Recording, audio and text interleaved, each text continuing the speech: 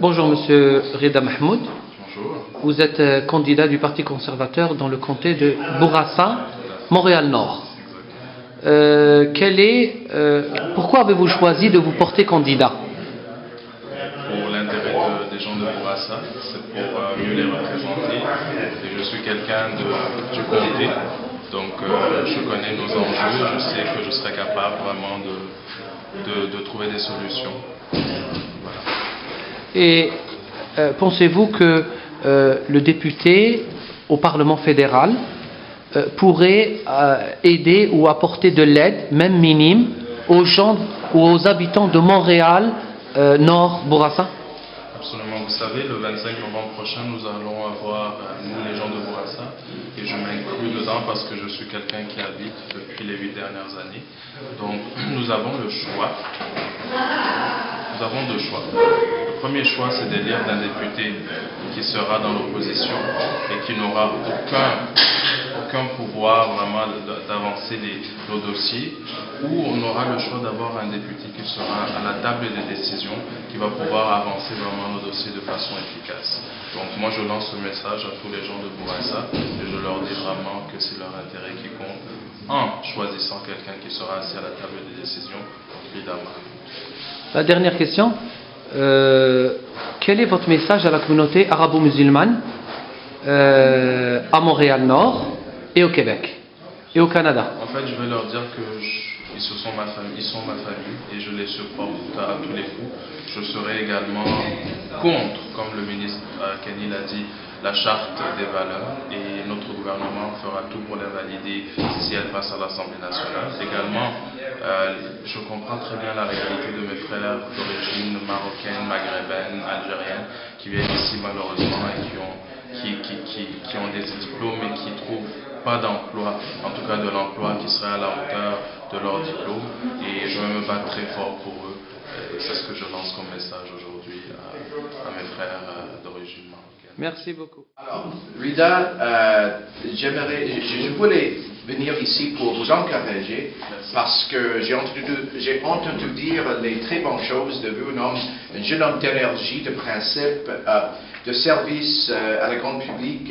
Et je sais, c'est difficile d'être un candidat à n'importe quel moment et de faire un sacrifice pour votre collectivité, pour votre pays, comme vous faites en tant que candidat. Et on est tout à fait reconnaissant de ce fait-là. Je sais comment ma collègue Shelley Glover était ici au début de la campagne, et j'encouragerai d'autres de venir ici dans les jours qui restent dans la campagne. Mais je sais que c'est un comté Bourassa avec beaucoup de diversité. Et en tant que ministre de multiculturalisme et l'ancien ministre de l'immigration, je sais très bien que les valeurs des nouveaux Canadiens, des nouveaux Québécois, sont les valeurs conservatrices. Ça veut dire c'est les valeurs des familles, les valeurs qui respectent la tradition, valeurs qui, pour la démocratie, les valeurs démocratiques, et les valeurs pour les responsabilités personnelles. Les gens qui viennent au Canada de partout au monde pour travailler fort, pour faire des sacrifices pour leur famille. Et ça, c'est les valeurs qui sont les motifs de notre gouvernement, du gouvernement du Premier ministre. Alors, on a un bon bilan. Je sais qu'il y a toujours les enjeux qui essaient de nous détourner de nos objectifs. Mais en bout de ligne, avec le Premier ministre, avec notre gouvernement, depuis les dernières plusieurs années, on a le meilleur bilan économique du monde développé. C'est quelque chose de remarquable. Le niveau des impôts le plus bas par rapport à notre économie depuis 1964. Imaginez-vous, avec le bilan économique du ministre Flaherty il y a quelques jours, c'est clair que nous aurons un budget équilibré au fédéral d'ici 18 mois, avec un taux de croissance le plus important dans le G8, et avec un taux de chômage globalement qui diminue. Il y a des défis évidemment dans un comté comme Bourassa, mais c'est la raison pour laquelle on a besoin des voix fortes, des voix qui viennent d'une communauté comme Bourassa, du nord de Montréal, pour être au sein du gouvernement. Écoutez, nous avons 5 bons députés du Québec au gouvernement, 4 qui sont au cabinet. Alors, ça reflète l'importance que le Premier ministre met sur les voix québécoises dans notre gouvernement. C'est la raison pour laquelle on a besoin de vous. On a besoin de quelqu'un qui croit qu'on doit avoir un système de justice qui protège les innocents. On doit avoir une politique économique qui est au profit de ceux qui travaillent fort, des petites entreprises. C'est important d'avoir un député qui croit dans l'importance de la famille comme la chose la plus importante de notre société. C'est important d'avoir comme vous un candidat qui comprend les défis des nouveaux Canadiens de tous les coins du monde qui deviennent les Canadiens, les bons Canadiens. Donc, c'est important d'avoir vous et votre voix. Rida, et j'espère que vous allez continuer. Je suis là pour aller porte à porte avec vous. Et j'espère que vous resterez impliqué comme une voix importante de l'avenir du Canada. Merci. C'est ce qui se passe actuellement. C'est la haine qui est en train de se semer, et surtout par des propos des gens, comme ce qui a été sorti il y a quelques jours par Jean Allaire, je pense Allaire, c'est l'ex-fondateur de l'ATQ. Donc, c'est des gens comme ça qui profitent de l'occasion pour sortir vraiment des propos. Et ça peut causer vraiment des torts et des problèmes aux gens de la communauté musulmane.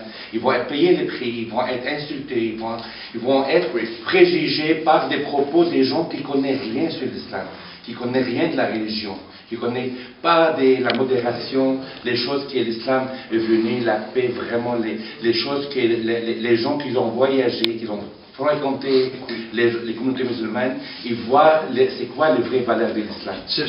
Oui, je suis. Donc cette histoire maintenant, vraiment c'est dangereux. C'est ça les résultats des gens, c'est dangereux. Je comprends et ça m'inquiète énormément. Comme vous savez, quand je vois les actes de haine contre les communautés de foi ici à Montréal ou partout au pays, je fais l'effort de les visiter. Comme j'ai fait à la mosquée de Projet Charitable Islamique quand la mosquée a vécu certains actes de vandalisme, et je le vois partout au pays. Ce n'est pas seulement une question ici au Québec, mais de temps en temps nous voyons des expressions malheureusement de haine. Mais heureusement, il faut rappeler que le Canada et le Québec sont des sociétés, comme j'ai dit, de générosité, d'ouverture. C'est la raison pour laquelle nous gardons les niveaux d'immigration généreuses. Et je crois qu'il faut communiquer à nos concitoyens que les nouveaux Canadiens ont toute l'intention de s'intégrer de façon positive dans notre société, tout en respectant nos traditions. Et il ne doit pas être un conflit entre les deux, entre l'intégration et le respect de nos traditions différentes. Donc je suis tout à fait d'accord, mais ce n'est pas tout simplement une question de la communauté musulmane.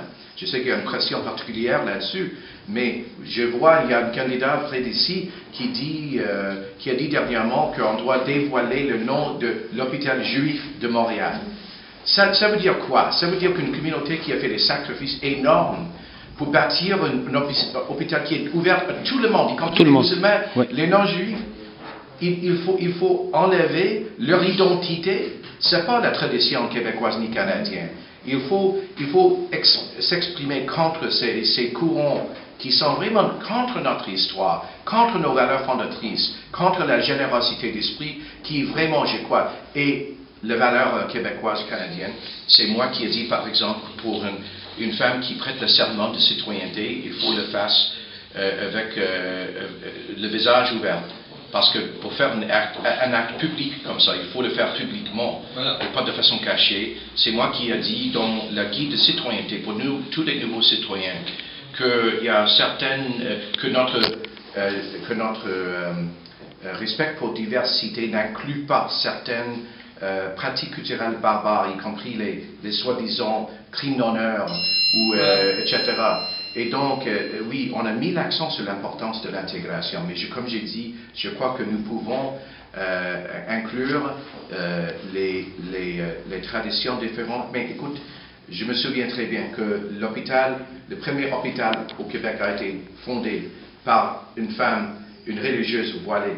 Une première école a été fondée par une femme voilés. Et moi, je veux pas avoir les fonctionnaires de l'État qui deviennent avec pour mesurer la grandeur d'une croix. Je crois que ça c'est trop loin pour l'État de s'ingérer dans les choses comme ça. C'est un peu ridicule pour moi. Ça allait trop loin.